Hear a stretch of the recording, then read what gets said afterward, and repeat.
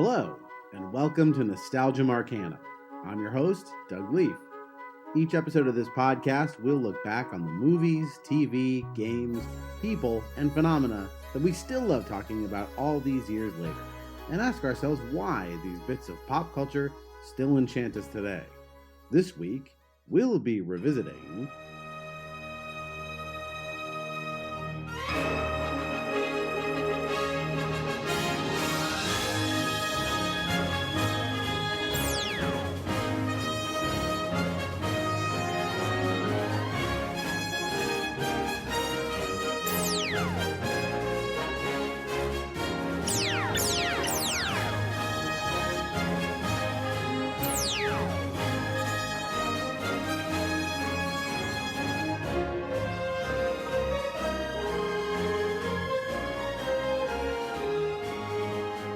Spaceballs, the podcast. Today we are revisiting a Mel Brooks classic.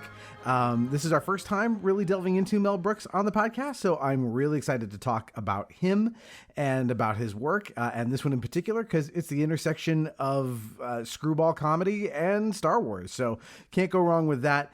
But I am not doing this alone. I have someone with me. I am surrounded by assholes, and this particular asshole, they have been on the podcast before. They are the host of Reignite, Screen Snark, as well as the Fun and Games podcast. Please welcome back Matt Storm, a.k.a. Matt Stormageddon. Hey, I'm so happy to be back and to be counted amongst the assholes here. You're not really an asshole, but it was a good intro, I think. Yeah, I think so. Matt, tell us about why you love Spaceballs. Why do you want to cover this today? Sure. So, I mean, first of all, as one of the chosen people like you, I feel like it is prerequisite as a Jew to love Mel Brooks. I feel like it's just in our DNA.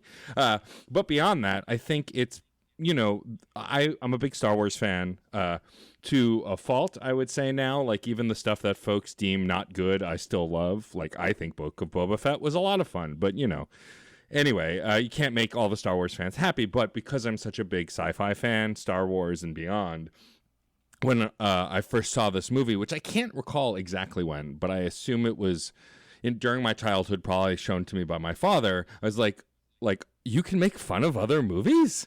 And being such a dear Star Wars fan, and having loved the first Star Wars specifically as a kid, this was just oh, this is great. And then also, so I think this might have been the first Mel Brooks movie I saw. It probably was. But I didn't see Blazing Saddles too many years later. I saw probably this and Robin Hood Men in Tights, because Robin Hood Men in Tights came out when I could actually see it in the theaters. That was much later on. But I don't think I saw this one in the theaters. I think it was before my time, or I was just a little too young to go to the theater. But yeah, I like how unabashedly ridiculous it is, how they don't pass up a stupid joke. I was nervous to revisit it just because, comedies from our past don't always handle some material as well as others. But that said, I don't recall any of Mel Brooks's movies aging poorly, so I was excited to go back because most of his stuff was like Looney Tunes in real life, It was like slapstick more than anything else, and so I was confident that it would be good, and I figured, I covered a video game, we covered music, this was the next logical step, is to jump in on a movie and continue to kindly force my way onto your podcast. You're never forced on. You're always welcome. Thank you. I'm pretty much in the same boat as you. This probably was the first Mel Brooks thing I saw. There's a chance I saw Young Frankenstein before this because that's fairly tame as far as Mel Brooks stuff goes. But like you, yeah, I love Mel Brooks. I think if you could make an argument that he might be the single funniest human to have ever lived. And he's this wonderful bridge between classic vaudeville humor, but then kind of more modern comedy, which I think he had a very big hand in crafting. I can't think of enough wonderful things to say about him and his work. There's not enough time to get into all of that today. I remember seeing this in the theaters probably because I was a Star Wars kid. I was born in 1980, so I grew up on the original trilogy. And so when this came along, my dad was like, perfect. A Mel Brooks movie that I can introduce my son to, who will also like it because it's Star Wars stuff.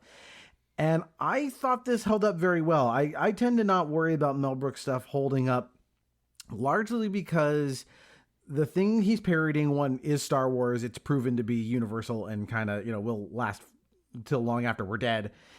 And also that, like, the things in it that are offensive, he's kind of the king at, it's good to be the king. He's the king at being offensive in a way where you have to understand that, like, the offensive parts are designed to make fun of the people who are boorish and crass and racist and everything else, and not what it appears to be on the surface. See Blazing Saddles, which right. I'm trying to put together an episode on that as well. But, like, you have a movie that is, like, built around constant use of the N-word, and, like, it still holds up because the joke is not at the expense of black people. It's at the expense of the people who would do them harm. And so he uses comedy as this great, like, tool to sort of, like, he's like, well, I can't go up and punch a Nazi in the face in real life, but I can make the producers and just rail on them as much as I want.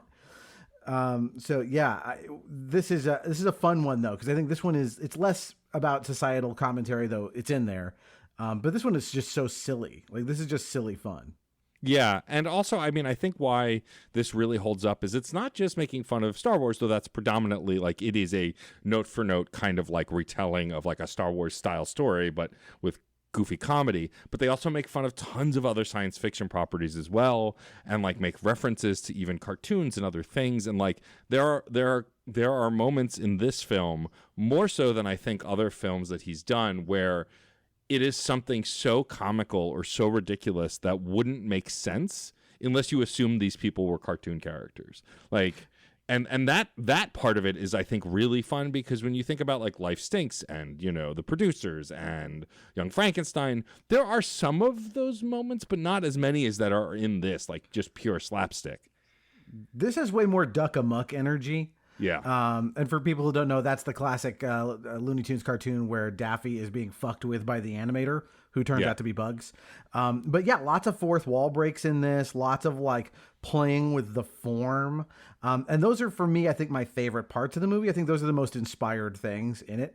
So yeah, I'm really, really excited to delve into it. So let's just jump right in, because this thing opens up with, like, the perfect parody of Star Wars. It gives us the crawl.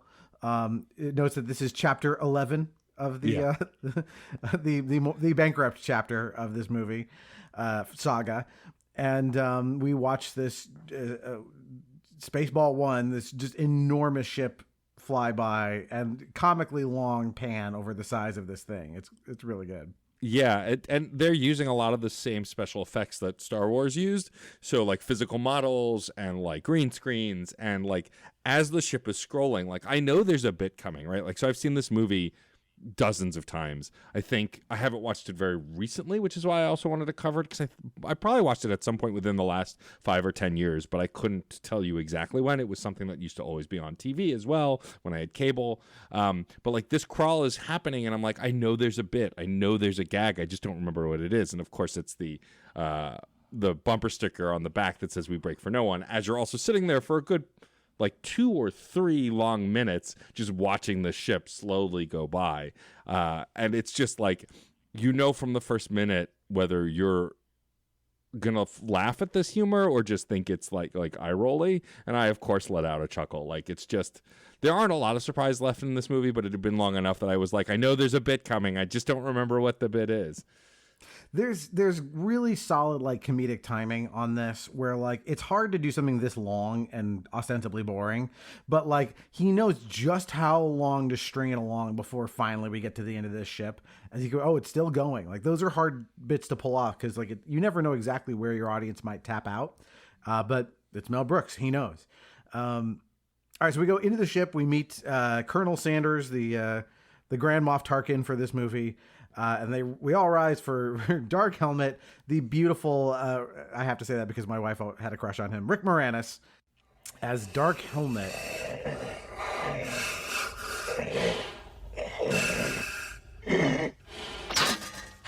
I can't breathe in this thing. We're approaching Planet Druidia, sir. Good. I'll call Spaceball City and notify President Scroob immediately. I already called him, sir. He knows everything. What? You went over my helmet? Well, not exactly over, sir. More to the side. I'll always call you first. It'll never happen again. Never, ever.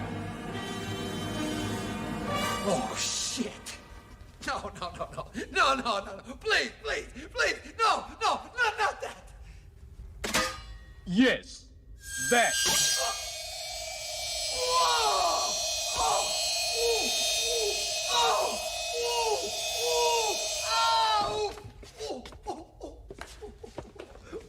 I love this design on his outfit. It's so ridiculous. The cock and balls tie, the everything about it.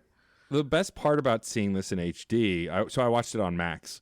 That's where it's currently streaming, and seeing it in like an up res, is that you can see the details on his suit that just weren't as clear on VHS. Like the tie always stood out, but like the tights, the kind of leotard look of it was very hard to spot. God bless Rick Moranis, one of my favorite actors.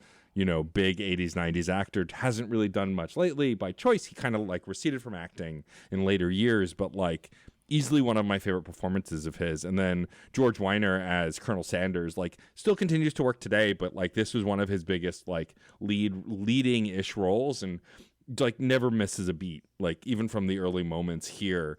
And it's funny too, watching this film, I was watching it by myself, but like I could feel myself the urge to quote along. It's a very quotable movie, probably one of the most quotable movies. But like, I'm also alone. Well, besides my dog Otis, who already rolls his eyes at me anyway. And so I could feel myself saying the lines along, and I was like, no, I can't do this the whole movie. I should actually just like sit and watch it. But like, it all came rushing back to me, like all the different goofy lines. Yeah, and you can hear Mel Brooks' voice in the script, like even though it's Rick Moranis delivering the lines, when he pops up in that mask and goes, "I can't breathe in this thing." Yeah. Like you can hear, you can just hear Mel typing away at the keys on this stuff. And yeah, it's just so much, like, it's a great character introduction to him. It's, it's the perfect like nerdy version of Darth Vader. We see his Schwartz ring, which he uses to just blast someone in the balls, echoes of Darth choking somebody out. Yeah. And then he always has coffee when he watches Radar. Yeah, I love that. Just the setup for that joke of using the Schwartz is like the guy reaches first throw, like, no, and then he zaps him in the balls and he starts holding his balls and falls over and people take him away. It's like, it's a good misdirect. And then the Mr. Radar, Mr. Coffee joke, like, it's one of those things, like, as a kid, I was like, oh, that's funny because I guess it's another machine, but like as a coffee drinker and who's owned a Mr. Coffee now as an adult, it's like even funnier. It's just so goofy. And the fact that not only is it Radar, but it's called Mr. Radar, like to boost the Mr. Coffee joke, is just, it's a great introduction to the character. Also, I love the helmet because it's, as far as I know, a functioning helmet. Like, it was designed to come up and come down, and like, of course, the whole bit is like Darth Vader. It's a big reveal in Star Wars when you finally see his face after 3 movies. Whereas in this, it's like you get 5 minutes in, he's starting to gag and can't breathe. And also, as a geek with asthma, it's like, oh, this is very funny. Yeah. So we go from here to the Reformed Druidism temple on the planet of Druidia, where it is the princess's wedding day. And we meet Dot Matrix, who is voiced by Joan Rivers. I doubt it's her in the suit. I can't imagine she would put up with being on set every day for that, but maybe it is. No, it's not. So it's a different actress named Lorraine Jennison, who I'm not super familiar with, but who was the one in the suit walking around. Yeah, and she's our 3PO analog. And we get into this. We start with this wedding sequence, which is like sort of shades of The Princess Bride. A little bit of like how she does not want to marry Prince Valium, who is jokingly falling asleep.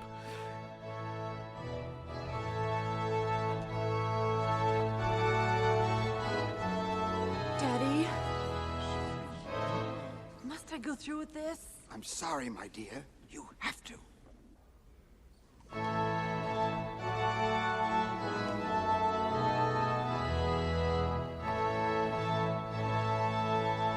But Daddy, I don't love him. I'm sorry, Vespa. He's the last prince left in the galaxy.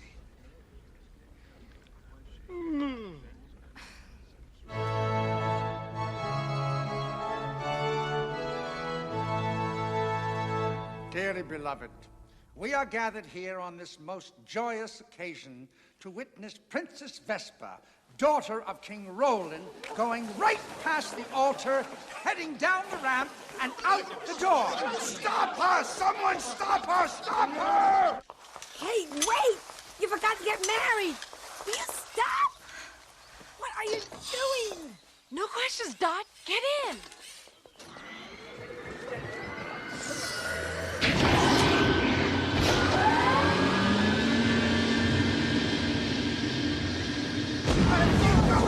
Where is she going? Come back!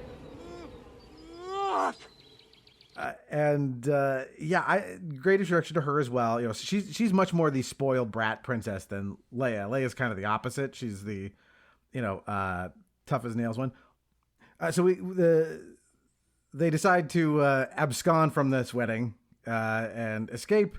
So they take off into the sky in her flying Mercedes, past the Druidia shield. There's like just a big glass garage door in this thing, which is just pretty funny in and of itself. Yeah, it's this it does the thing that even Star Wars does of like advanced technology isn't that advanced if you really look at it. Like it's made to look advanced, but it's actually just based on existing tech because they weren't inventing new technology. They were just making it look like new technology. Yeah. And now we get to the space Winnebago and we meet our heroes Lone Star and Barf. Lone Star played by Bill Pullman in his first big role, and Barf by the late great John Candy. Yeah, this is a fun scene, a little Bon Jovi. The music in this movie is great, which I keep forgetting that the needle drops in this are pretty great, including the theme song we'll get to later, which like every time I hear it just is hilarious. But yeah, John Candy, one of my favorite actors of all time, some of my favorite movies of all time, and like, of course, as the iconic Barf, the Chewbacca kind of analog, eating like a tub of dog food, quote unquote, and listening to Bon Jovi while like this bit of again, I love these movies and I love like that there are intelligent jokes, but some of the funniest jokes are literally poop jokes. Like Bill Pullman wakes up from a nap on the dashboard and he starts to go, barf, barf, like he's gonna throw up, and like but what he's saying is Barf's name.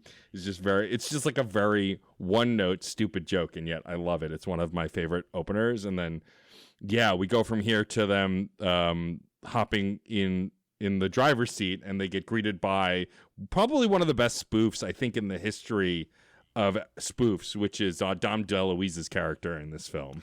Yeah, he plays Pizza the Hut. Hello. Hello, Lone Star. Sorry, wrong switch. Hello, Vinny. What do you want? No. It's not what I want. It's what he wants. Pizza the Hut! Well, if it isn't Lone Star and his sidekick, Puke. That's Barf. Barf, Puke, whatever. Where's my money? Don't worry, Pizza. You'll have it by next week. No. I gotta have it by tomorrow. 100,000 space bucks? By tomorrow? 100,000? Ha! No way. You forgot late charges, which brings it up to 1 million space bucks. 1 million? That's unfair. Unfair to the payor, but not to the payee. But you're gonna pay it, or else. Or else what? Tell him, Vinny. Or else Pizza is gonna send out for you.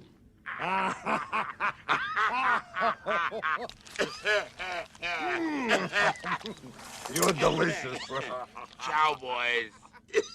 Which is, he's Jabba the Hutt as if he were made out of pizza. And I don't know exactly how they did this effect where he appears to literally be melting like cheese and sauce and toppings and stuff. It's a pretty impressive piece of, I don't know if they're like just foam latex, if it's all makeup and prosthetics or if it's a puppet or what, but it looks like it's, this gloppy liquid thing.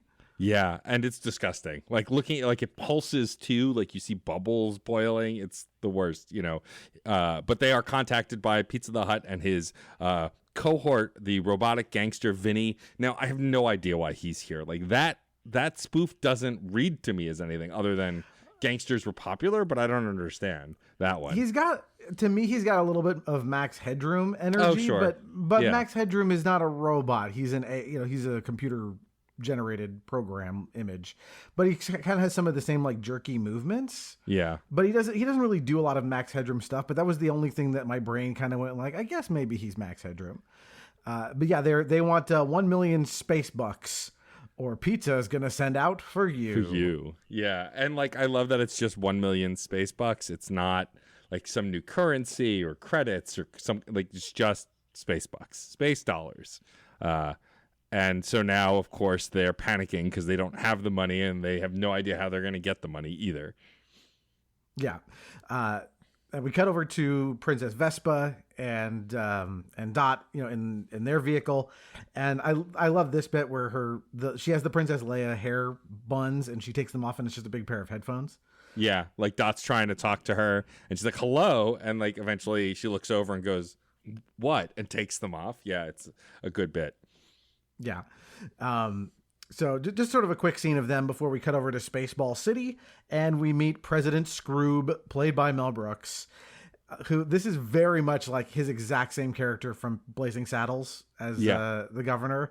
But he's the only one on the Spaceball side with any intelligence at all and not much, but comparatively smart. And there's just so many bits crammed into this scene. But basically, we're told about this air shortage that the planet has. He opens up a can of Perry air to breathe it. And the plan is for them to steal all of the air from planet Druidia. And he has to go to like the bridge to tell everybody, basically what the plan is. And so they go through the whole like Star Trek beam me up snotty thing. Lord Helmet has just notified us that Princess Vespa is in sight, and Spaceball 1 is closing in on her. Good. We have both ships coming up on the Teledar, sir, if you wish to observe. I'll be down immediately. Shall I have Snotty beam you down, sir? I don't know about that beaming stuff. Is it safe?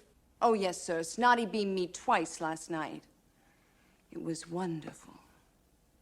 All right, I'll take a shot at it. What the hell, it works on Star Trek.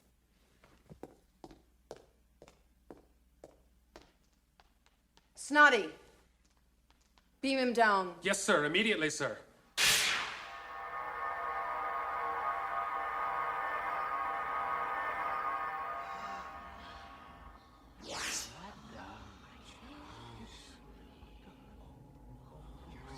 Great beasties! What's happened to his head?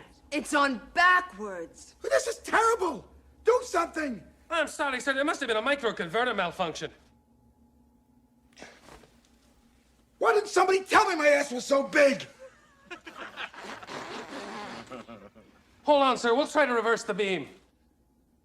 Could be the interlocking system.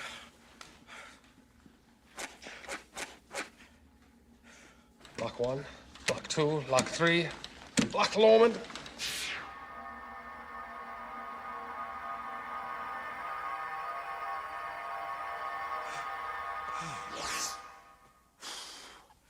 Are you all right, Mr. President? Fine. No thanks to you. We'll beam you back, sir. Forget it. No more beaming. This time I'm gonna walk. President Scroob, salute! Hail, Scroob! But what I love is that like after going through this whole thing where there's like the teleporter accident and his head is on backwards and why didn't anybody tell me my ass was so big? The best part of it is that after all of this, he goes, no, screw it, I'll walk. And it's literally the next room over. Yeah, and what's even better is that this like short walk is absolutely like a precursor to a bit near the end of the movie that also has to do with walking distance, and I love that. Also love like are you sure beaming is safe? Yeah, Snotty beamed me 3 times last night and it was wonderful. Like it's just like the humor gets just lewd enough. But yeah, I love the cast. I also love that Snotty is inexplicably Scottish, but his name isn't Scotty, he's Snotty. The start, like I said, the pulling from other sci-fi, like President Scroob literally says, well, if it works on Star Trek, I might as well do it. Like It's just there's no like veil to it. You know, we don't like in pop culture we didn't get references this direct until like I remember when in Avengers when Iron Man lifts Hawkeye and he goes, "You better clench up, Legolas." Like, oh my God, they referenced the Lord of the Rings in a comic book movie film. Like, it just doesn't happen, right? A lot of these things exist in isolation and don't act like the other things exist. That's the whole point, right? It's your own universe. But I love that Spaceballs, it's like, nope, we're just gonna reference everything. They all exist, and we're gonna make fun of all of it. And it's a fourth wall break that, yeah, like Star Trek exists in this universe. You know, there's so little artifice left by the time they're done with this movie. Yeah. That it's great. Yeah, I mean, Mel Brooks has the runway for this movie of his previous movies to kind of, you know, there's so much of this that you can see in his earlier films, not just Blazing Saddles, but like things like High Anxiety, which is one I like. That's the Hitchcock parody.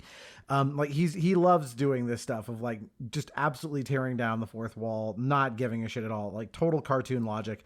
The plot making sense does not matter in the slightest. It's all in service of jokes. But it's Mel Brooks, so you're in good hands. So now the Spaceballs finally run into Princess Vespa, and they're going to capture her. And they fire a warning shot across her nose, meaning, of course, they blast it with a laser. And they put her in a tractor beam, and this is where we get the classic stuff about everyone on the crew is an asshole. What's going on? It's either the 4th of July or someone's trying to kill us. Hey, I don't have to put up with this. I'm rich. What are you doing? I'm calling my father. 1-800-DRUIDIA. Careful, you idiot. I said across her nose, not up it. Sorry, sir. Doing my best. Who made that man a gunner? I did, sir. He's my cousin. Who is he? He's an asshole, sir. I know that. What's his name? That is his name, sir. Asshole. Major asshole. And his cousin? He's an asshole, too, sir. Gunner's mate, first class, Philip Asshole. How many assholes we got on this ship, anyhow? Yo! I knew it. I'm surrounded by assholes. Keep firing, assholes! It's a joke that I feel like still is innocent enough, but like, so it's, they cut back to Rick Moranis. He's like, I said fire across their nose, not up it. Who's firing this thing? And then they cut to the gunner who's cross-eyed, and like, it's low-hanging fruit, but I think it still reads as innocent enough and stupid. And it's like, who made that man a gunner? And they cut to another captain who's also, his eyes are crossed. Like, what's his name? Asshole. No, I know that, but what's his name? Like the whole thing, and it's like a mini little who's on first, and ends with, how many assholes we got on this ship? And everyone goes, yo. And then he goes, I'm surrounded by assholes, and slams his helmet down and goes, keep firing, assholes. Like, it's just. Yeah, I was going to say, you can tell this was written by a guy who worked on Sid Caesar's Your Show of Shows. You feel the writer's room on this, like him and Carl Reiner and like Woody Allen and Neil Simon and all these luminaries he came up with. You absolutely feel them 100%. All right, okay. So the king calls Lone Star, Vespa's father, and says, I need somebody to help me rescue my daughter. Help me. You're my only hope, et cetera, et cetera. But he finds out that the demand is, $1 million space bucks, which will solve all their problems, of course. The price for their help is $1 million space bucks. And I love the last bit of this. Okay, she's driving her Mercedes, last seen Jupiter 2, but try to save the car. Yeah, it was a brand new car. I also like that the scene right before this is her, like, when she's getting shot, the princess, she's like, I don't have to stand for this. I'm rich. And then like calls her dad and like, Daddy, come help me. It's just very good. It's a very, very good, rich white girl joke. And I appreciate it. There are definitely not enough of them. Yes, she is a classic Druish princess for sure. Yeah. So they're in the tractor beam. Lone Star comes in, piloting the Winnebago. Barf goes down in the ladder to scare the crap out of them at first, and then lovably, introduce them to him and Lone Star, and basically says, "Hey, time to go." But before this, I'm sorry, I forgot the Jam the Radar sequence with Michael Winslow from Police Academy.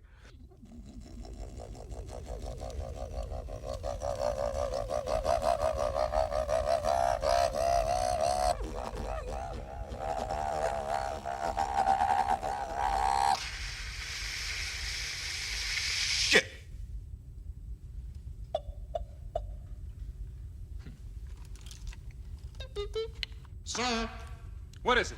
Can I talk to you, please, sir?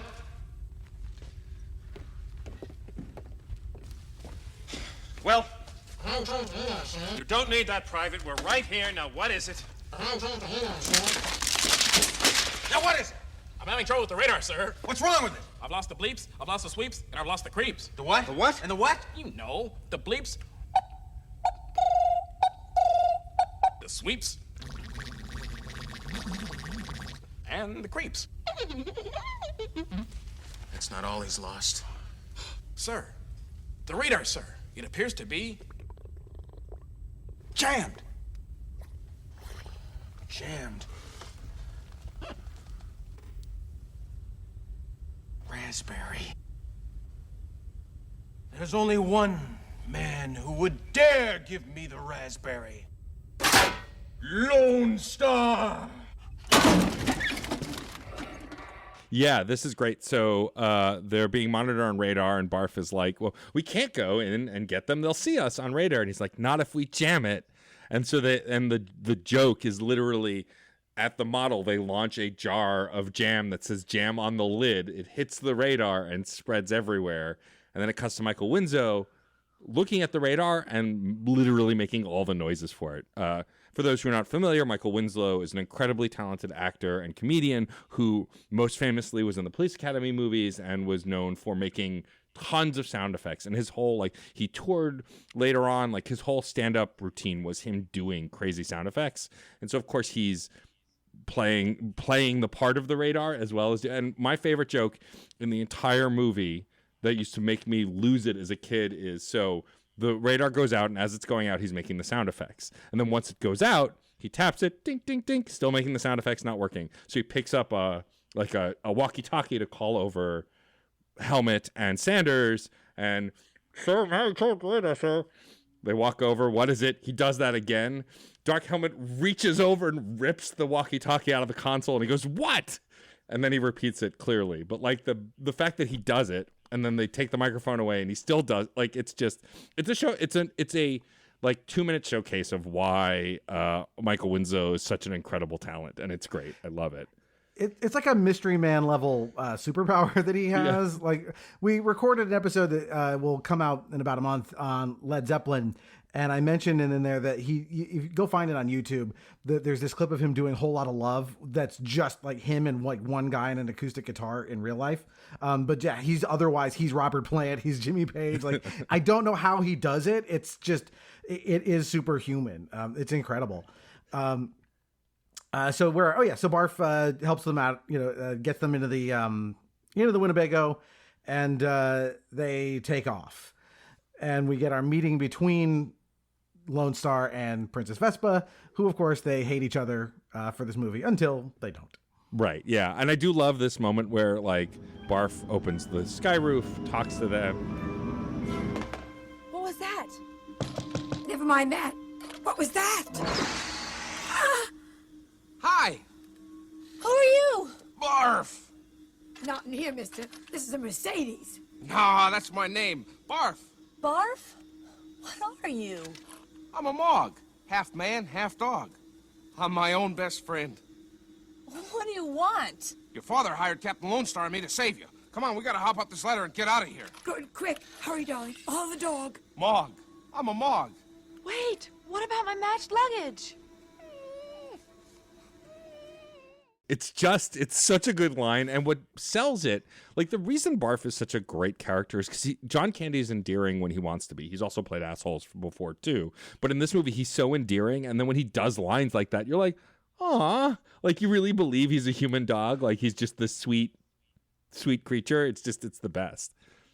Yeah, I'm sure we'll get to more John Candy stuff on this podcast as time goes by. But what a just delightful presence he is on screen. And I can't remember if this is before or after Little Shop of Horrors, but they were together in that. I don't know if they have any scenes together. Oh no, yes they do. Because Rick Moranis is the one who goes into the radio station where John Candy works, and they, two SCTV guys just at the top of their game, just two of the funniest people ever, just being funny together. But yeah, you're right. Like these lines on paper, they're good lines on paper, but John Candy kind of really makes them sing because of that, just as you said, endearing energy he brings to everything. Like you do want to, he's so cuddly.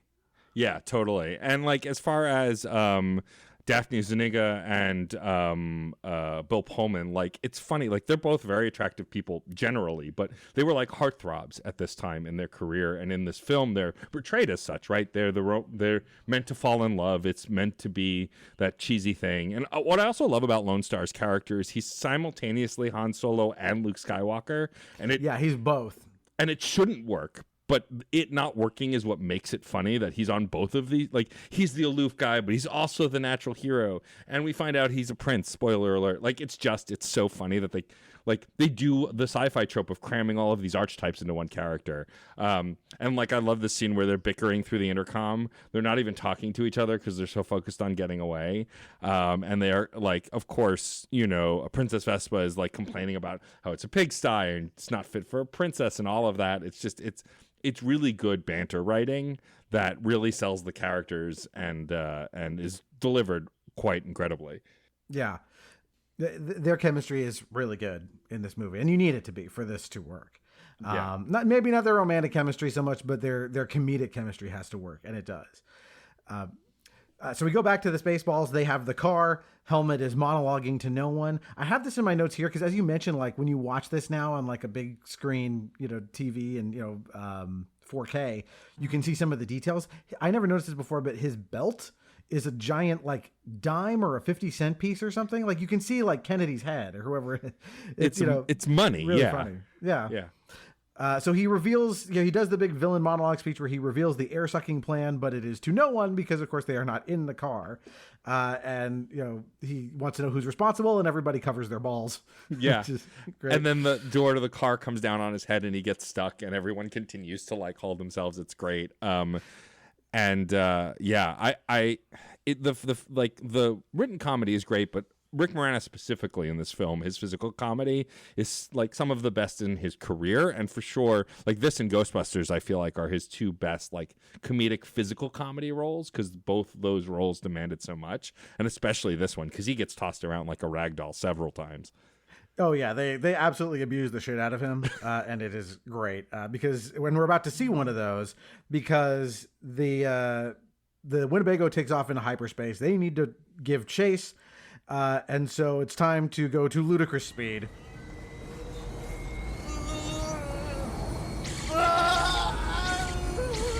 What have I done? My brains are going into my feet.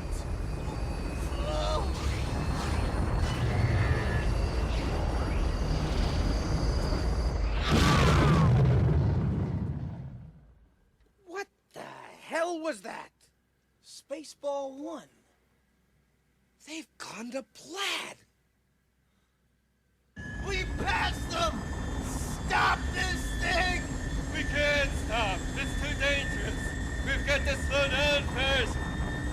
Bullshit! Just stop this thing! I order you! Stop!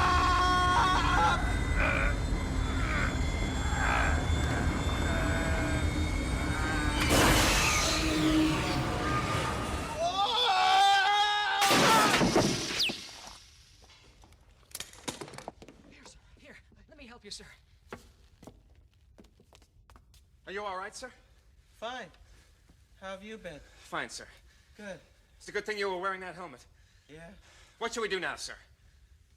Well, are we stopped? We're stopped, sir. Good.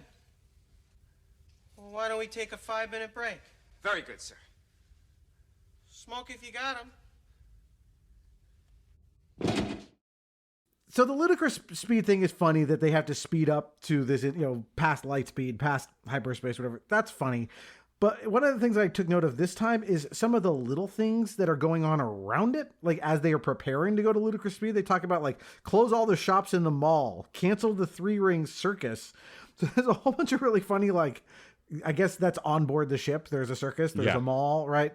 all that stuff is really good. And then we get to the actual physical comedy of them going to Plaid as the thing zooms off, and Rick Moranis just straining against the forces of nature as the ship is speeding up. I think his line about my brains are going into my feet is so funny. Yeah, it's great. And like what I love about like that, like the special effects are, I think, hold up really well because they're kind of cheesy in the best way. But like when they shoot past them and they go to Plaid, then it just cuts to like a light gel over a giant light shining into this vehicle of plaid and just plastering them with plaid light. And it's so goofy, it works. And then like, you know, they shoot past them and Rick Moranis is like, we have to stop. We overshot them. And one of my favorite line deliveries by George Weiner in the whole film is, we can't stop. We have to slow down first, as he's like straining against this fake like speed. And he's like, I don't care, make it stop, and pulls an emergency brake. And then Rick Moranis on wires gets flung forward through a panel, and like, it's just from toe to tip a great bit. They pull him out. He's smashed up and bruised up. And he's like, you know, they're trying to talk to him. He's like, how are you guys? Oh, I'm good. Why don't we take a 5-minute break? Smoke if you got him. And then collapses. Like the pratfalls in this film also are top notch. Yeah, his energy when he comes out of this injury, it's like very much like Louis Tully at the end of Ghostbusters, about, yes. You know, where he's at top. Oh, who does your taxes? Like very similar, like dazed Rick Moranis stuff. I miss him so much as a performer. He is so funny. All right, so we go out of hyperactive speed, and they want to go back to Druidia, but they're out of gas. So our heroes say their Lord's Prayer, and they crash onto what might as well be Tatooine. It's a desert planet. Yep. And now they start bickering, and he says, take only what you need to survive, which of course leads to the ongoing joke about her ridiculous amount of luggage that must be taken everywhere they go. Yeah, and like then they stop, like Lone Star makes them stop so they can see what's this thing that's so heavy that she needs to survive, and it turned out to be a giant industrial strength hairdryer, which like for folks who didn't come up in the 80s or who didn't have very thick hair, like that's the gag. Like she's got this beautiful head of hair, which actually comes back in as bits later in the film, and like she has this gorgeous giant head of hair, but like typically a lot of women, especially at that time, would blow out their hair to make it look really big and it was popular, of course, amongst Jewish women. That's the whole gag. And so like then to pull out this unrealistic giant hair dryer that probably didn't even actually work. It's the size of a human torso. Like it's enormous. Yeah. And then he's like the line read like, take what you need to survive. I would die without it. It's so good. And then they drop it and then they pick it up. And like John Candy has this line that I don't think I ever noticed under his breath when they pick it up and start walking. He's like, oh yeah, it's so much better now. Totally not having it, like just making fun of the idea that he's still carrying like 3 bags and it didn't really do anything. It's such a good scene. Yeah. And as you mentioned, this idea of like weaving in parodies of other things, like as they're trekking through the desert, the music is evocative of the score from Lawrence of Arabia. Sure. So, you know, Mel Brooks is not going to miss an opportunity to do something like that when it shows up. I mean, I guess it's arguably low hanging fruit, but there's something about like, he would not be doing his due diligence as Mel Brooks to not pick that low hanging fruit. Yeah, for sure. All right. So now we get, they're going to make camp. They're bickering more, but we get to back to the Spaceballs, trying to find them on the scanner. And this is one of the most inspired bits in the movie, that they're trying to figure out where they went. And so the solution is we're going to pull out a copy of Spaceballs, the movie, because technology has allowed them to get a copy of the movie even before they've finished making it. What the hell am I looking at? When does this happen in the movie? Now. You're looking at now, sir. Everything that happens now is happening now. What happened to then? We passed then. When? Just now. We're at now. Go back to then. When? Now. Now? Now. I can't. Why? We missed it. When? Just now. When will then be now? Soon. How soon? Sir! What? We've identified their location. Where? It's the moon of Vega. Good work. Set a course and prepare for our arrival. When? 1900 hours, sir. By high noon tomorrow, they will be our prisoners. Oh! So they're watching it, and it's like they fast forwarded to a point where it's showing exactly that moment now. It's very hard to describe in words what's happening because it's very visual. But yeah, you've got that like screens within screens as it recedes into the image. Like this is for me, like I think probably my favorite, most inspired bit of the movie. It's really good. And like when they open up the film library, of course, it's literally all of the different Mel Brooks films that have come out by that point. And like then the VHS of Spaceballs, which I think was the actual cover they did, which was the Winnebago shooting up into space.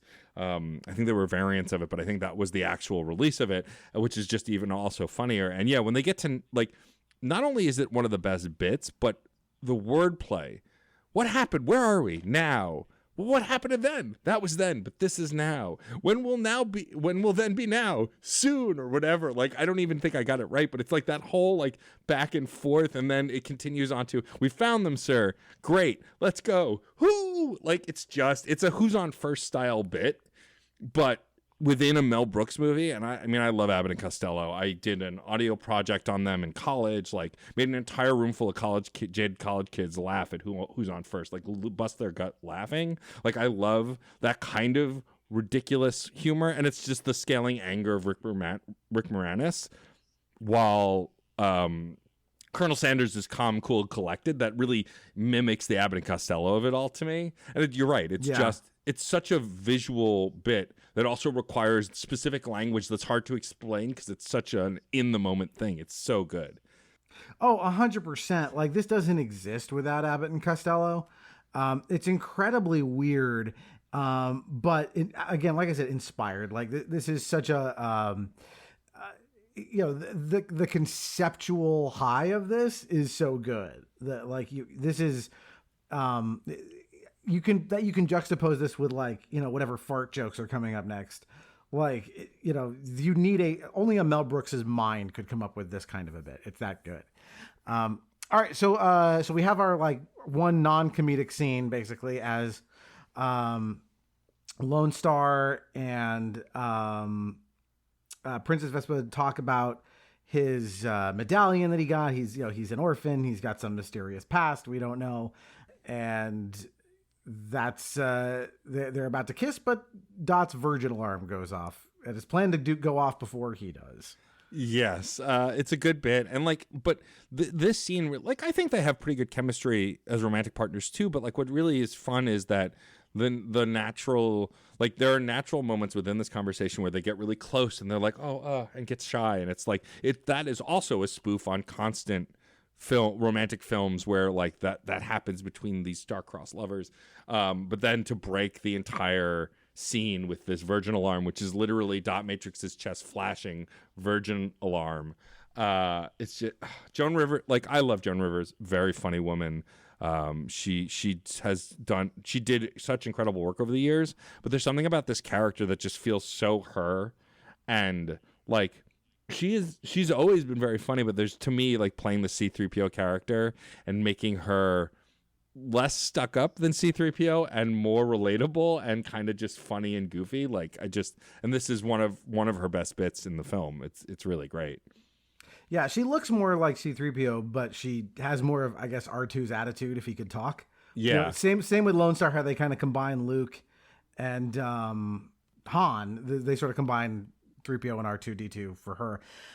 So we go through this, they're trudging through the desert again. They need water and oil and room service, and they collapse to be saved by the Dinks, which are basically Jawas.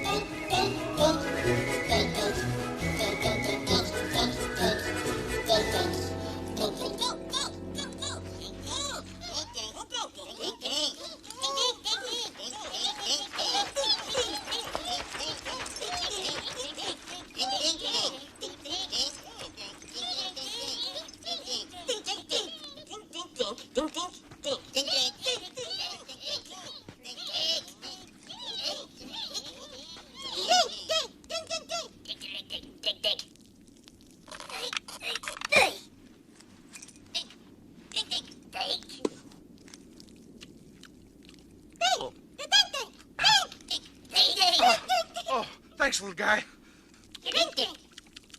Oh, thank you. Did I miss something? When did we get to Disneyland?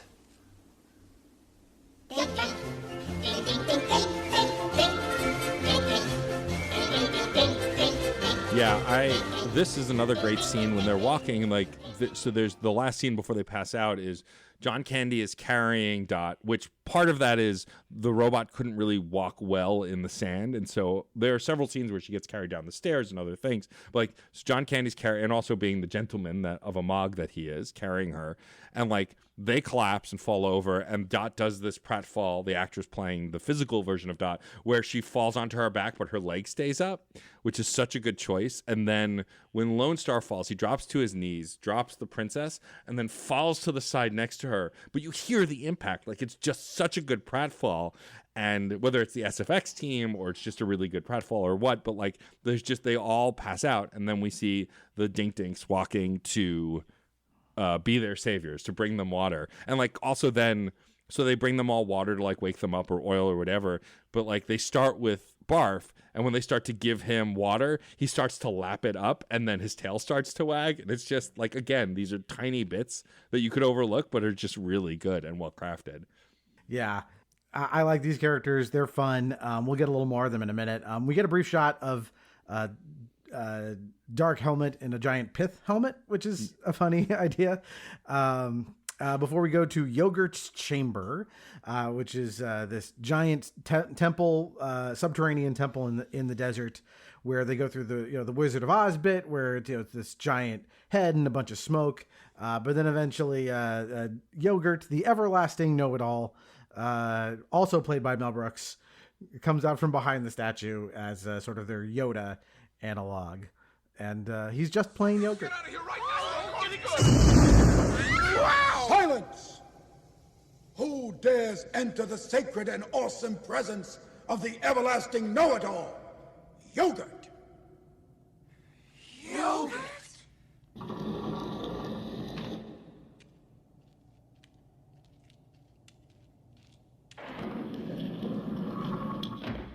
You're heard of me.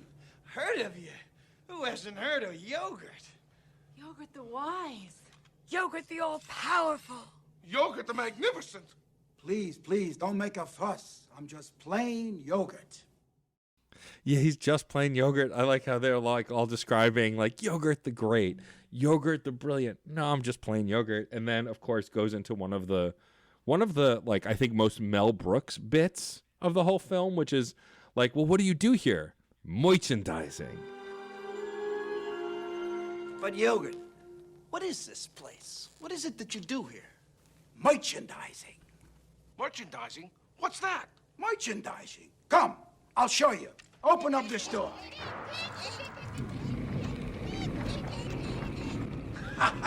Come, walk this way. Take a look. We put the picture's name on everything. Merchandising, where the real money from the movie is made. Spaceballs the t-shirt. Spaceballs the coloring book. Spaceballs the lunchbox. Spaceballs the breakfast cereal. Spaceballs the flamethrower. The kids love this one. Last but not least, Spaceballs the doll. Me. May the Schwartz be with you. Adorable. Like, and then just reveals all of the non-existent Spaceballs merchandise. If you look really closely, the Spaceballs, the coloring book is actually a Transformers coloring book. You can see Optimus on the cover. I have that in my notes. Yeah, I noticed that this time. I don't know that I ever noticed before, but it's then him showing off all of these different Spaceballs, the t-shirt, Spaceballs the flamethrower. Kids love this one. And it says in big letters, for kids on this flamethrower. It's just, these are the kinds of gags that is like, this is Mel Brooks at his core. Like, this is a very Mel Brooks joke. And it's satirizing Star Wars, the franchise, rather than like the story or characters of Star Wars. Like, it's right. Very, very, perfect in joke. Because even by this point, Star Wars merchandise was often running real well. Great moment. Then we go to one of my other favorite jokes in the movie where, so we have Scroob is in bed with these twins. and they're telling him they couldn't find the princess, and he tells them to comb the desert. Yeah. Cut to them literally combing the desert, with giant combs. Sir? What? Are we being too literal? No, you fool. We're following orders. We were told to comb the desert, so we're combing it. Found anything yet? Nothing yet, sir. How about you? Not a thing, sir. What about you guys? We ain't found shit. And so we cut to like a couple like regular combs, and then we have like the two like black stormtroopers with with an afro pick, and they say, "Have you found anything?" And they just go, "We ain't found shit." And this is like the one bit of like Blazing Saddles DNA that kind of really bleeds through with this one race joke. But it works because, one, the joke is, of course, not that black people are dumb or anything else. The joke is they are being unfairly put upon by having a comb that is half the width of all the other combs. Right. And so it's like, they're not the butt of the jokes. Their overseers are. Right. Well, and of course that comb is a afro pick, which is also part of the joke. It's like not only like and what I love about this film also is there are so many opportunities to just show what an asshole Rick Moranis' character is, like in the way they oversee. There's during the escape sequence later, there's a bunch of those also. It's just like these are meant to be the bad guys. These are space fascists, and they know they're space fascists, and like these kinds of bits are showing that. And it's brilliant. Yeah. So we go back to Yogurt's temple. And Yogurt is teaching Lone Star how to use the Schwartz. They do the bit where he lifts the statue. He drops it on Barf's foot. And again, with the cartoon stuff, his foot is literally flat. Not, it's not gone for horror. They've gone for, cartoon. Yeah. And Dark Helmet feels the presence of the Schwartz. So they find the door to Yogurt's temple. And so they decide they're going to do something that will make her come out to them, which is he uses the dark side of the Schwartz to call to Vespa in her father's voice. She walks out of the temple and, fooled you. Daddy, is it really you? Yes, my dear. I guarantee it. Would I lie? Daddy. Oh! No, Vespa, don't! Ah! No. Oh. Fool you! Yeah, it's a good line. She faints and then is kidnapped.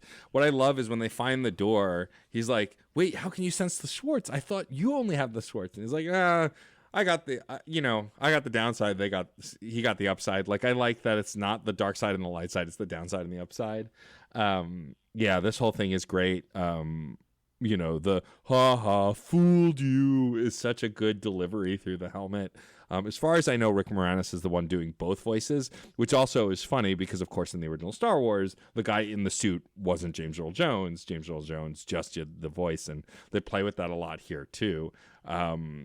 It's a really great scene and kind of like shows how powerful Dark Helmet is, that he's meant to be a character who's feared, even if he is still kind of a goof, which is done really well. I think there aren't a ton of like dramatic or like serious scenes, but the ones that do immediately play into the comedy again, but also just kind of move the narrative along. Yeah, absolutely. And they do move the narrative along. Like they go quick because like we're already like, okay, as soon as the princess is kidnapped, they wake up, they find out she's gone, and Yogurt sends them all the way on their way. He gives them this fortune cookie that will be opened later. Says, open it before you eat it.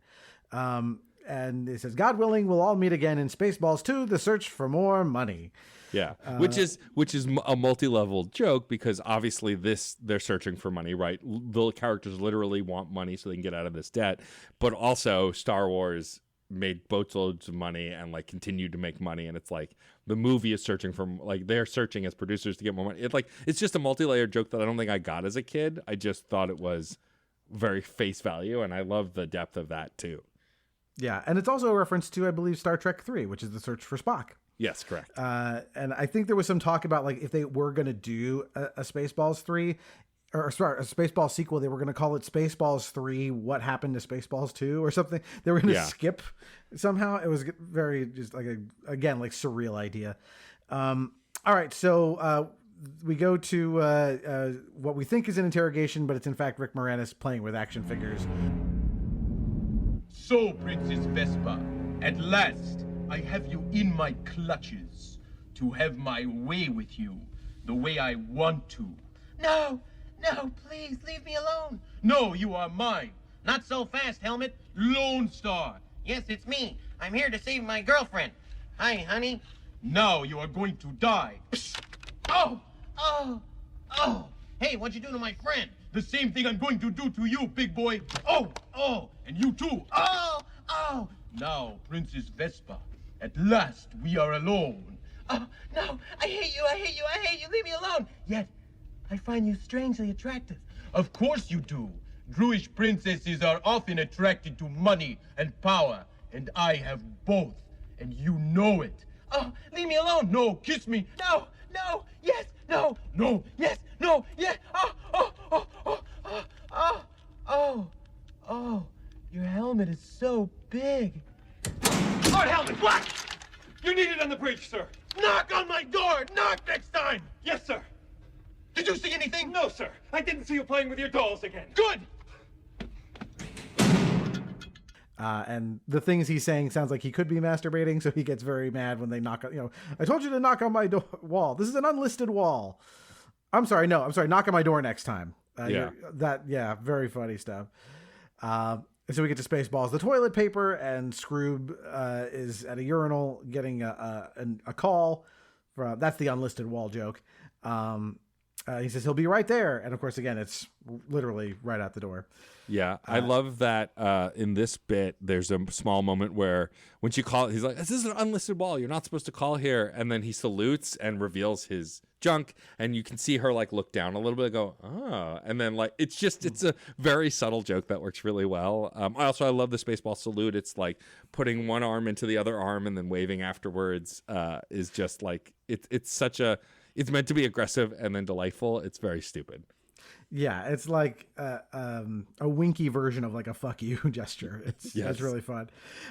So they threaten to give Princess Vespa back her old nose if she will not give away the combination to the air shield. She does. The combination is 1, 2, 3, 4, 5. No! Wait! I'll tell. I knew it would work. All right, give it to me. The combination is 1, 2, 3, 4, 5. 5. So the combination is 1, 2, 3, 4, 5. That's the stupidest combination I ever heard in my life. That's the kind of thing an idiot would have on his luggage. Thank you, Your Highness. Well, did it work? Where's the key? It works, sir. We have the combination. Great. What's the combination? 1, 2, 3, 4, 5. 1, 2, 3, 4, 5. Yes. That's amazing. I've got the same combination on my luggage. Prepare Spaceball 1 for immediate departure. Yes, sir. And change the combination on my luggage.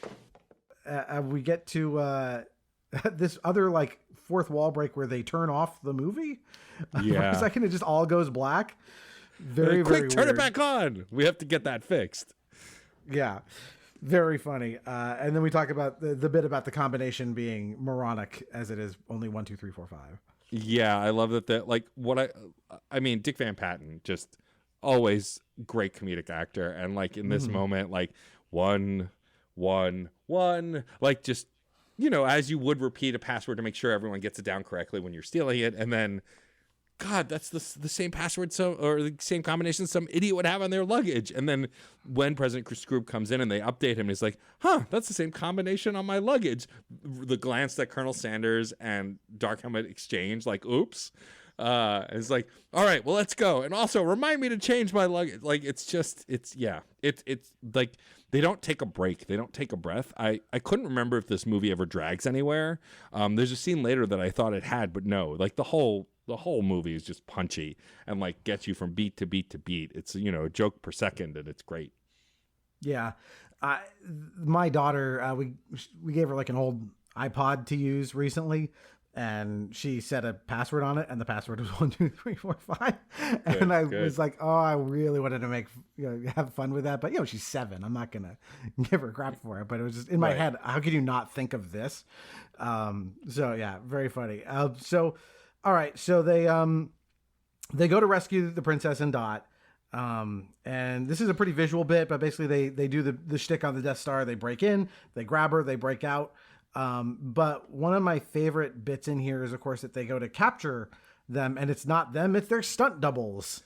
Yeah, it's this chase sequence where a door is closing and they all dive through it and do these incredible dives. And then Captain of the Guard walks in, played by the incredible Stephen Tobolowsky, and he walks in and he's like, I've got you now. And then they all turn around, and the best part of the bit is, of course, the princess is a lean gentleman with a mustache and a cigar. But they all clearly don't really look like the other actors, but like that's, you know, stunt doubles. It's meant for a quick glance. And like, yeah, they've captured their stunt doubles. It's another fourth wall break where it's like, you know, they don't explain it. It doesn't make sense. It doesn't matter. It's just for the bit. Yeah. And on their way out, they accidentally shoot Princess Vespa's hair, which she does not take kindly to, and she mows them all down with a laser. Real actual shades of Princess Leia here. Yeah, and what I love here is like, then she goes, how'd I do, getting all delicate again? And both the guys, to do a bit of a chauvinistic joke, went, oh, it was okay, you did okay. And then Dot pops in and goes, okay, that was great for Rambo. Like, it's just like, I love that too. It's just very much giving her credit. Yeah, it's awesome. And like, I love the space, like the laser effects. It's very Stormtrooper-esque, but like every Stormtrooper does like these like over accentuated flips when they get shot too. Some do backflips or fly to the side, and I like how they exaggerated that too. It's a little thing that you would notice if you're a Star Wars fan. Yeah, this whole scene is a lot of fun. Yeah. So now we go back to the bridge of the ship, and Scroob comes running in, and this is one of the callback I think you were referencing before, where he's out of breath, and he says, "If I walk, the movie will be over." Because the ship is so big, which is like a callback not only to the walking through the short walk to after the beaming, but it's also a callback to the very beginning of the movie when they show the whole ship. It's just like it's great. And now we're preparing that ship for metamorphosis, and they ask Officer Kafka to initiate it, which is a joke that went way over my head as a kid. Oh yeah, no, I didn't understand that till I was a grown up.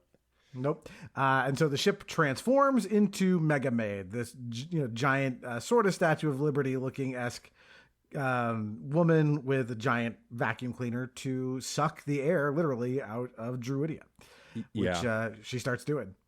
Yeah, I love that when they cut to the Winnebago, they're like, what is it doing? Oh my God, it's a transformer. Like, it's not, it's transforming. Literally says, it's a transformer. And then I love when they turn the machine on and it starts to suck the air. It's the three of them, Dark Helmet, Sanders, and Scroob going, suck, suck, suck. It's just, like, even the childish humor is done so well. It's almost endearing.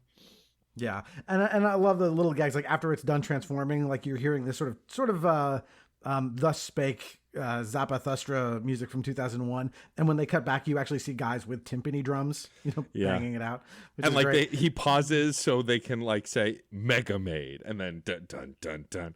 And I mean, John Morris, who did the music for this film, is a genius and has done tons of great stuff, but like the way he emulates so many great sci-fi soundtracks too, without sounding exactly like them, but giving the vibe, the Star Wars tune in the beginning, the Lawrence of Arabia tune, like you said before, like it's all masterfully done. And yeah, then it's a space ball literally in like a helmet but with a tux hitting a giant drum. It's just, yeah, you can't do like those visual gags seem so obvious now, but back then weren't, and are so great.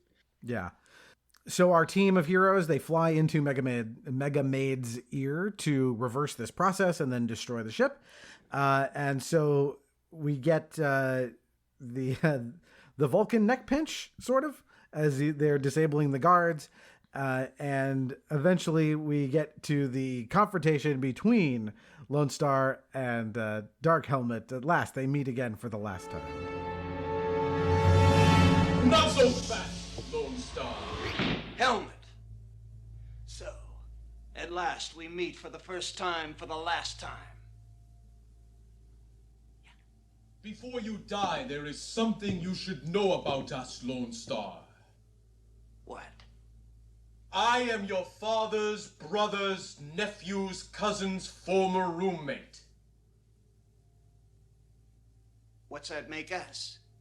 Absolutely nothing, which is what you are about to become.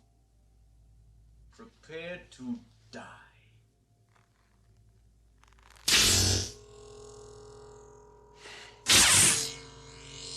You have the ring, and I see your Schwartz is as big as mine. Now let's see how well you handle it.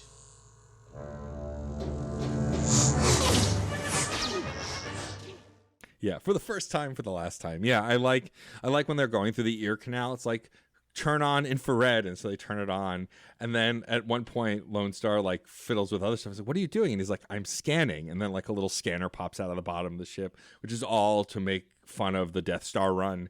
And then yeah, once he goes in, he tries to do the Vulcan neck pitch on a guard. And he's like, "Did it work?" No, it's much lower between the base of the shoulder and the neck. And you're like, right here, perfect. And then collapses. Like, again, directly, like they didn't say the neck pinch. It's Vulcan neck pinch. Like they are calling out specific out of context things, which is just great. And yeah, we get the lightsaber duel, the Schwartz duel between Dark Helmet and Lone Star.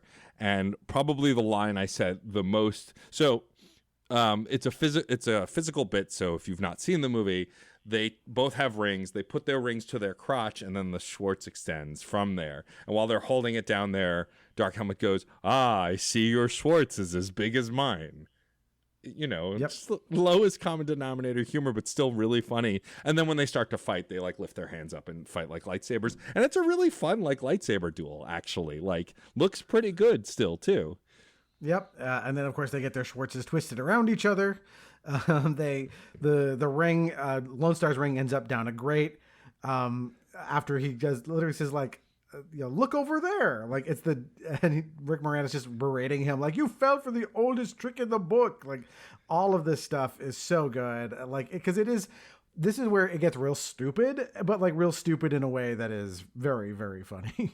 Yeah, I mean, there's one point where they're swinging the lightsabers and Dark Helmet kills the director or camera operator. It's unclear. Like, they show the crew, and then, like, they pan back, and he goes, he did it. And Lone Star's like, hey! And then they keep fighting. Like, when he takes the ring from him, like, and then when he goes to shake his hand, you fell for it. It's like, this is the oldest trick in the book.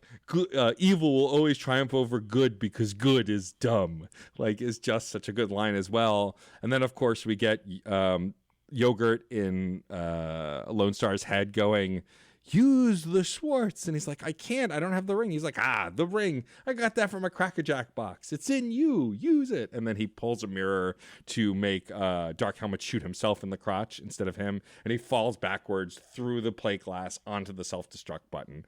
It's just such a great scene that like takes the impeccable choreography of the Star Wars films and boils it down to the dumbest jokes possible. To great effect. Yes, absolutely, 100%. Yep. And so we get our, the self-destruct sequence has been activated. We get pandemonium in like the weirdest way of like, there's like a bear just running around, like who gets in an escape pod. And somehow like all of the like clowns and everybody else on the ship gets in the escape pods ahead of the three villains, Sanders, Helmet, and Scroob. While that song plays, it's just really, really just ridiculous stuff going on, and so many, like way too many sight gags to try and describe as this is happening. But yeah, just and too visual for me to play in a clip. But like, yeah, just the crazy shit you see during this, like, I don't know, 2.5 minutes is just some of the most fun stuff there in the movie.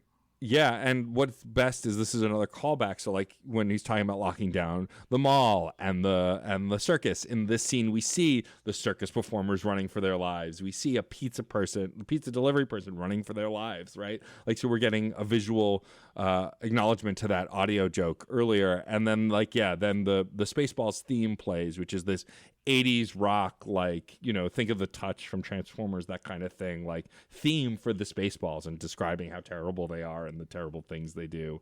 The antithesis of what a Star Wars would actually do, right? Like all of that was the incredible John Williams. And so this is just so brilliant. And every time they try and get an escape pod, they get beaten out. At one point, a bearded lady beats out Rick Moranis. And I love that the joke is it's a woman with a beard, and she knocks him out of the way, and then he gets to be the asshole and calls her a fat bitch as he flies away. She's just continuing to show what a shithead this character is. But like, it's just like all of these jokes are played to make them look bad or just for the gag. Like President Scroob, of course, you know, being the president and then trying, like, there's one escape pod left. A bear's already gone in it, and he's like, well, I get to go because I'm the president, leaves. And then he's like, what's wrong with this seatbelt? And it's a bear, and bear swipes at him and he runs. Like, it's so many visual gags, one after the other, that are just done so masterfully. Again, it's that punchiness of this film. Like, it doesn't take a break. It just lets it be ridiculous. Right. So the thing explodes. We see the head and the arm of Megamed flying, and we can hear them inside going like, "Ah!" So again, like, nobody dies. It's a bloodless, you know, crazy movie. Although I can't say nobody dies, because we find out shortly after this that Pete the Hutt was found dead. He was locked in his car and ate himself. It's great. And so that relieves Lone Star of his debt. They drop Vespa off for her wedding back with Valium, and they head back to this bar in the middle of space to kind of commiserate. And Princess Vespa tells her father, actually, Lone Star was a gentleman. He didn't take the money. He just took enough for gas or whatever and left. And we go to the this bar for this crazy just like scene of them recreating the chest burster bit from Alien. Is he all right? Yeah, the guy digs me. Hey, what's wrong with this guy? I don't know. Bring us some water. Water my ass. Bring this guy some Pepto-Bismol. Waitress. What did he order? Oh, he had a special. That's what I ordered. Change my order to the soup. Good move.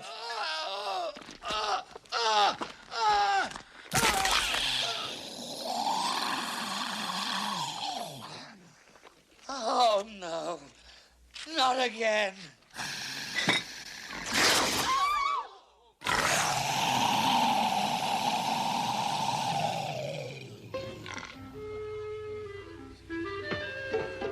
Hello, my baby. Hello, my honey. Hello, my ragtime gal. Send me a kiss by wire. Baby, my heart's on fire. If you refuse me, honey, you lose me. Then you'll be left alone. Oh, baby, telephone and tell me I'm your own. Check, please. But what I love is that they got John Hurt to do it again. Yeah, John Hurt credit is as John Hurt. But yeah, so they're at this space bar, and they're ordering food, and like Lone Star's feeling sad because he clearly really cares for Princess Vespa. And so they get the soup and the special, and then they cut to this group of like looking like marine, like aliens kind of characters, like just kind of goofing and hanging out and chatting. And then John Hurt, of course, like starts to freak out. And they do this chest burster scene, and John Candy goes, "What did he have?" Oh, yeah, and like the I love how calm the waitress is. She's like, "Oh, he got the special." He's like, "I'll change mine to the soup," and then the chest burster comes out, looks vicious, horrible. Could have been one of the ones from the film. It's so hard to tell. Like, but then after he gets out, one of the best like slapsticky kind of Looney Tunes gag is an actual gag from Looney Tunes where the chest burster looks vicious, gets up, and then puts on a little hat, takes out a cane, and starts singing "Hello, my baby, hello, my darling," and dances across the entire bar top, and then gets through the door. And as he gets through the door, Lone Star and Barf stand up at the same time and go, "Check, please." It's so goofy. Yeah, like you said, literal Looney Tunes bit. My kids have seen that particular Looney Tunes short with the singing frog. They love that one. That one's really funny. It is. I think usually animators will rank that as one of the best cartoon shorts ever made. And if you haven't seen it, go find it. Just look for Looney Tunes singing frog. You'll find it. Really, really, just incredible bit. But yeah, what an odd turn, because like they've done all these sci-fi turns and they've done Looney Tunes-esque things, but this is a literal Looney Tunes bit that they pull out, because that song, I found out doing research, some of the songs that the frog sings are pre-existing songs. Yeah. That song, the "Hello my baby, hello my honey," that was written for that Looney Tunes cartoon. So like literally, like we're gonna have him sing that song of all songs. It's so good. I also like that when the Just Purster comes out, John Hurt for a moment looks up at it, goes, "Oh, not again," and then passes out. It's just, it really, like, every parody and spoof in this film is done like calculated to the nth degree. It's so well done. Yeah. And we're gonna in for one more in a minute, but first we get through the scene of Bill Pullman. He opens the fortune cookie and Yogurt tells him, actually, you're technically a prince.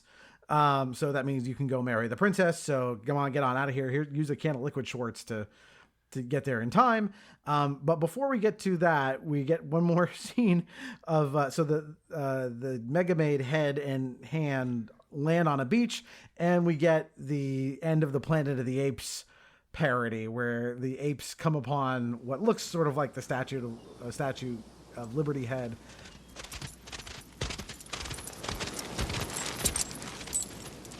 Dear me, what are those things coming out of her nose? Hey, watch my helmet. Spaceballs? Oh, shit. There goes the planet. Yeah, we see it's such a great gag. We see the three villains crawling out of the nose of Mega Maid, and that there's just like what must be, if not actual, very close to actual Planet of the Apes costumes, saying, "Oh no, there goes the neighborhood," and just like apes riding horses. It's just another direct moment from another film that they just spoof, and it's so well done. And what I always wonder, and I don't know for sure though, the info must be out there somewhere, is like how they did the special effects, and more importantly, like did they work with Industrial Light and Magic? Did they consult with them? Like, I always wonder what George Lucas thinks of this film, right? Like, I think it's all in good fun. I think it's a fun spoof, but you never know, right? From what I saw, he did like it. He thought it was really funny. Yeah, which I would expect him to enjoy this. It's very good natured in its spoofery of Star Wars. It's not mean spirited in any way. No, it's very for Mad sure. Magazine. Yes, absolutely. And then so we get our final scene where they, the Lone Star comes in to stop the wedding. He says he's Prince Lone Star, and I love that the priests like annoyance, like, I'm gonna marry somebody. Yeah, I'm already here. All that stuff. You take Prince Valiant to be your lawfully wedded husband. Well, I suppose. Well, I don't know. No, she doesn't. What?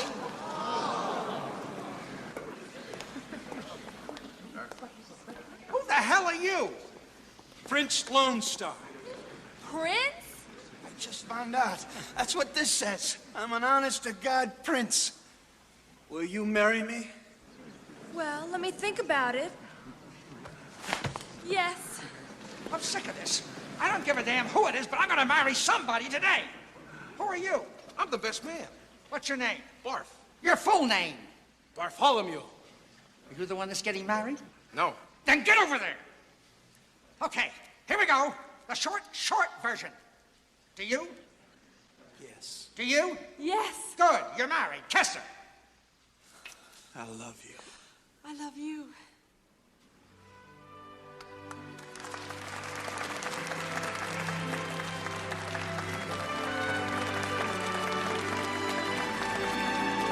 Well, goodbye, Virgin Alarm.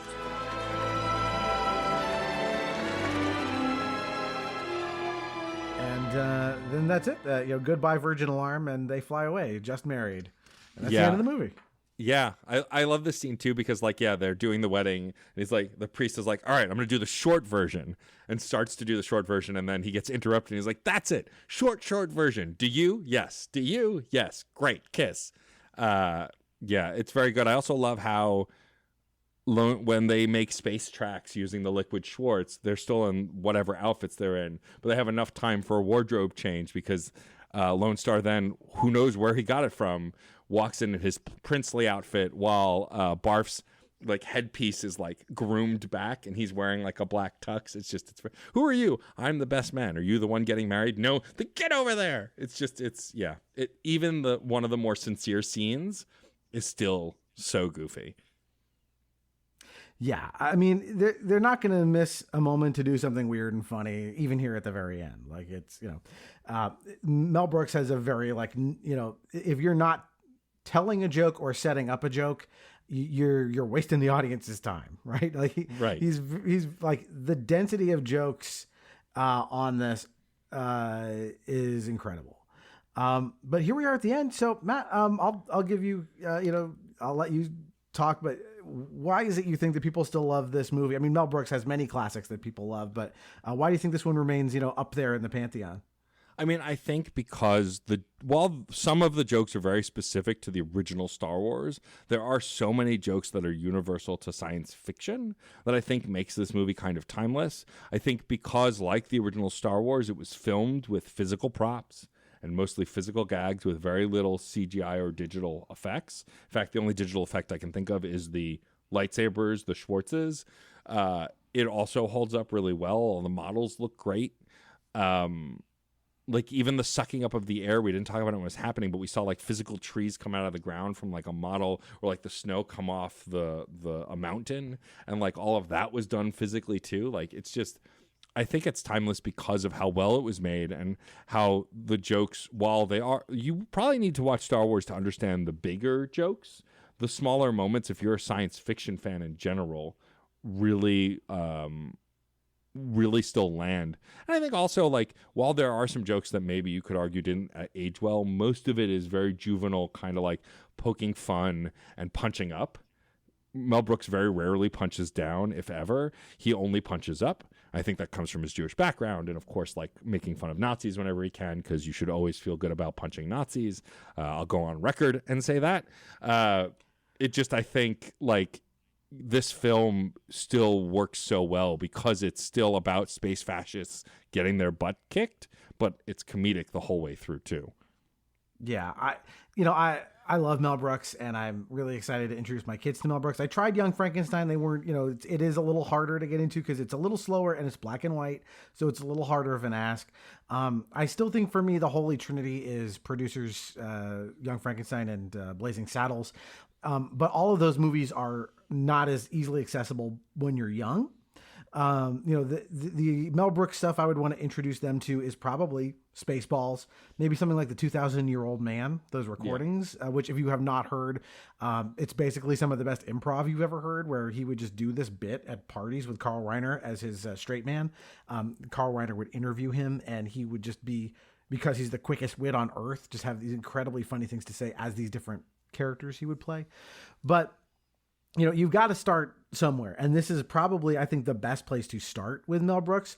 There's really nothing in it that a kid, I think I must have seen this when I was like 7 or 6 or whenever it came out, nothing I couldn't show to my kids now, with the exception of maybe 1 or 2 bad words, but it has all of the screwball stuff, the cleverness and the uncleverness of some of his stuff. It's like, it is the perfect launch pad for this type of comedy, which I think, will pay dividends when you do get to some of his more challenging, interesting, complex stuff. So this one, I think, will continue to stand well. And as long as Star Wars maintains its hegemony in culture, you need Spaceballs to take the piss out of it. They did do an animated show. Yeah. I don't know if I can't imagine it was that great, but I think that just this one Spaceballs movie is enough to be kind of the ambassador for Star Wars comedy. And yeah, I'm so glad I got to revisit this one because it's been forever since I watched it. So thanks again for suggesting it. Yeah, and thank you for having me on the show. Yeah, I hadn't watched it in quite a bit of time too. Like I said, like in our youth, it was one of those movies that was always on TV, and so like a dedicated watch had been so long for sure. And also, and like you were saying, I do want to agree. Like I think above and beyond why this is a good opening film for people who've never seen a Mel Brooks film is because also some of the funniest jokes have nothing to do with Star Wars, like the foot flattening bit, or like, you know, barf, I'm a mug. Like, all of that just requires common sense mostly to understand why it's funny. You don't need to know who Chewbacca is. It's funnier if you do, but like, you know, I love all of that. And yeah, I'm glad I brought it. I think if you like comedy, and you haven't seen this film and you like science fiction specifically as well, I think this is a must watch without a doubt. Yeah, you will not be sorry you spent, you know, an hour and a half or whatever laughing along with Mel Brooks ever. So yeah, great pick. Matt, if people want to find your stuff, where do they find it? So I think since the last time I was here, I got let out of Twitter jail, which is exciting. Even though thank you. Even though that place is still on fire. But the best place to find me is Twitter. I refuse to call it X. I will continue to dead name it. I don't believe in dead naming except that platform.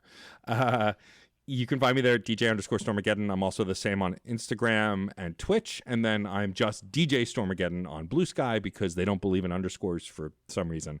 If you want to find all the stuff that I do, the best place is DJStormageddon.com. Made it really easy for you. You can find links to all my podcasts there. You can find links to the Patreon for fun and games. If you are looking for a place to engage with video game content and don't want to go to Twitter, we have a free tier of our Patreon where you get all the articles and every episode of the main show for free. Also, any updates to the show we post there first, and so if there's schedule change or a special guest, you'll see it there. Otherwise, if you just want to check out all the shows, a rating and review is always helpful. If you haven't rated and reviewed this show yet, please do it. I don't know if Doug is going to ask, but I'm going to ask. It's the best way to help indie podcasters and help grow our platforms. But yeah, DJStormageddon.com. Drop me a line there or say hi on social media.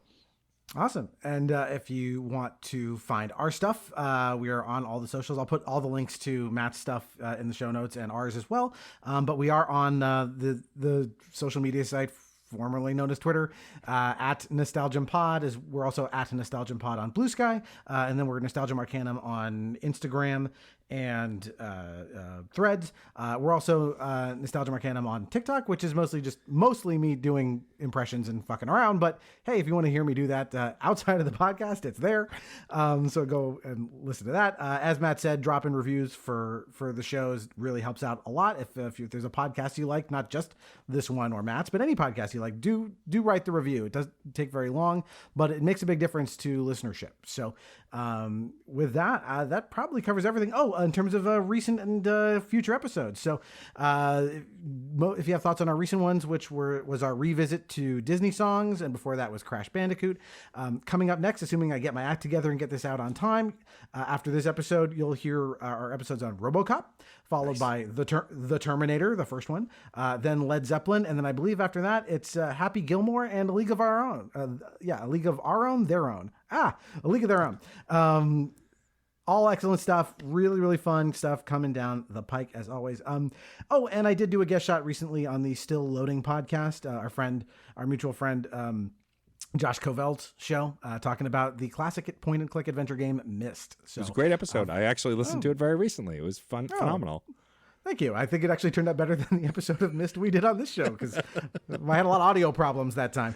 Anyway, so that's it for Spaceballs. Thanks again, Matt, for dropping by. Thanks for having me, and salute. A salute. Until next time, that is one more entry in the Nostalgium Arcanum.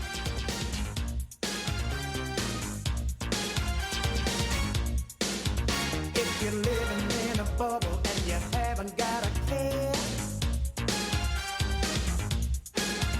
well, you're gonna be in trouble, 'cause we're gonna steal your air.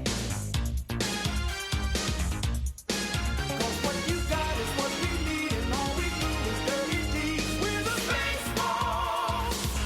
Watch out, we're the Spaceballs. We're the masters of space. Hey, don't mess around. With the Spaceballs.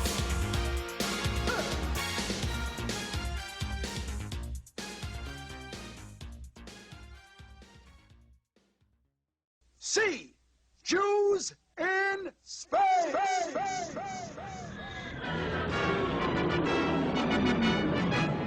Jews out in space, we're zooming along, protecting the Hebrew race. We're Jews out in space. If trouble appears, we'll put him right back in his place. When Goyle attack us, we give him a smack, we'll slap him right back in the face.